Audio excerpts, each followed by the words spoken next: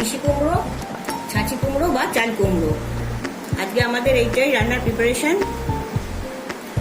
এটা ভেতর দিকটা এইরকম, এটা খুবই কচি, যার জন্য আমি মাঝে বীজ শুদ্ধ কুটবো। যদি পাকা হয় তাহলে মাঝে বীজটা বাদ দিয়ে কাটতে হবে।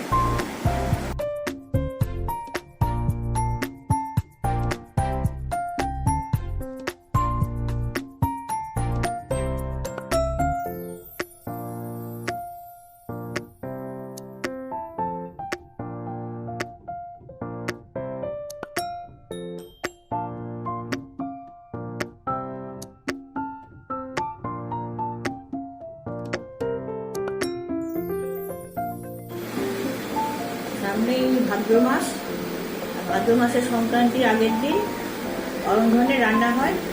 সেখানে আরো 5 রকম রান্নার সঙ্গে এই রান্নাটিও একটি বিশেষ পদ। একে বলে নারকেল কুমড়ি বা চাল কুমড়োর ঘন্ট। এগুলো কড়াতে সেদ্ধ হতে একটু সময় লাগে, তাই প্রেসার কুকারে আমি একটা সিটি দিয়ে নামিয়ে দেবো। সামান্য একটু নুন আর 1/2 কাপেরও কম জল দিয়ে সেদ্ধ করে বসাবো।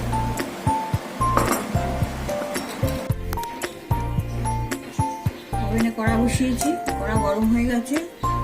3 চামচের মতন তেল দিয়ে দিলাম। তেলে আলুগুলো একটু ভেজে নেব। একটা ছোট আলু দিয়েছি।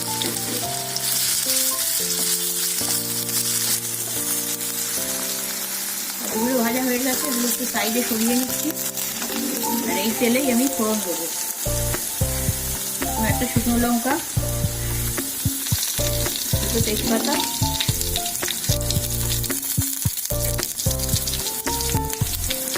হাফ চা চামচ মৌরি।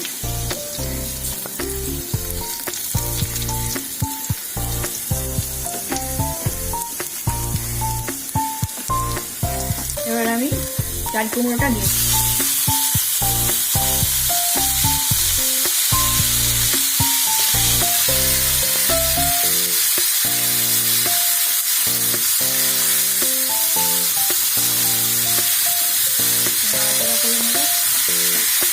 মশলাগুলো দেবো। এখানে একটু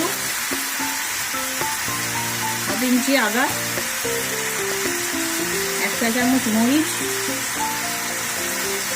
1 চা চামচ ধনে গুঁড়ো, 1 চা চামচ জিরে গুঁড়ো।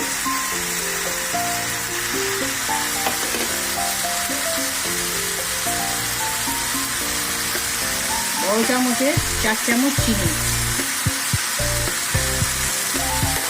আগে একটু নুন দেওয়া ছিল, তাই একটু অল্প সামান্য নুন দিচ্ছি। মশলাগুলো মিশিয়ে নিচ্ছি। এতে হলুদ আমি দেবো না, যদি মনে করেন দেবেন তাহলে ওই চা চামচের 4 ভাগের 1 ভাগ দিতে হবে। এবার নারকেলটা, 1 মালা নারকেল ছোড়া দিয়ে দিচ্ছি। মিশিয়ে দিচ্ছি। সাথে সাথে 1 কাপ জল দিয়ে দিচ্ছি।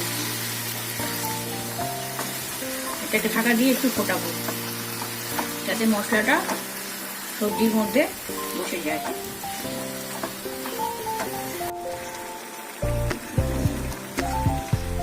ঢাকা দিয়ে দিচ্ছি, সাথে সাথে আঁচটাও কমিয়ে দিচ্ছি।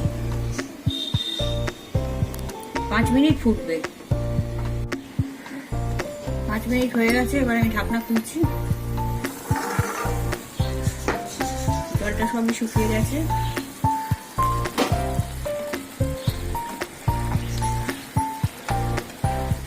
মাখো মাখো হয়ে গেছে।